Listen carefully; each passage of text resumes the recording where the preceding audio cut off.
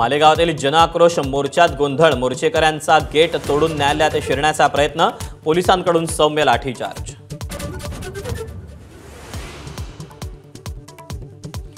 एकनाथ शिंदे रवींद्र चव्हाणांमध्ये नाराजी नाट्याची चर्चा असताना ठाण्यात भाजपच्या माजी नगरसेवकाकडून शिवसेनेच्या पदाधिकाऱ्यांना मारहाण, नौपाडा पोलिसात तक्रार दाखल।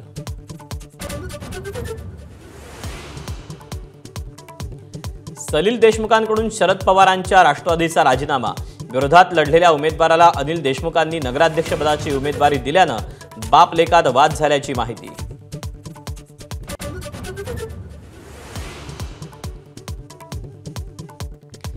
ईडीच्या खटल्यातून कोर्टातूनच निर्दोष मुक्तता, हसन मुश्रीफांची माहिती, कोर्टानं आपल्या विरोधात एकही खटला नसल्याचं हसन मुश्रीफांकडून स्पष्टीकरण।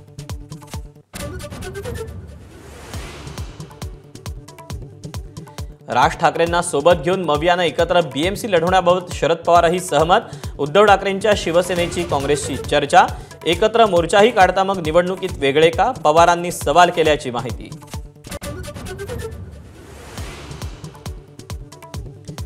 पार्थ पवारांच्या मुंढव्यातल्या जमीन प्रकरणात तहसीलदार सूर्यकांत येवलेंची पुन्हा चौकशी, आज शीतल तेजवानीला सोबत बसवून आर्थिक गुन्हे शाखेकडून चौकशी।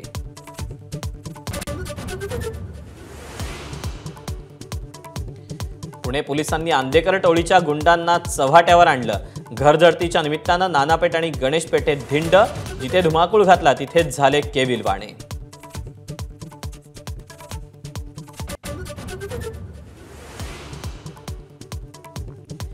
पुण्यातल्या 16 वृद्धांच्या हेळसांड प्रकरणाची चौकशी होणार, एबीपी माझाच्या बातमीची सरकारकडून दखल, 3 अधिकाऱ्यांच्या चौकशी समितीची स्थापना, समिती आजपासूनच सुरू करणार तपास।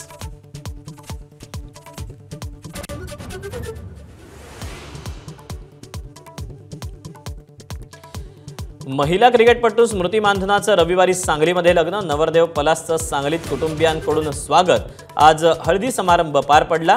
टीम इंडियाच्या अनेक महिला क्रिकेटपटू लग्नाला लावणार हजेरी।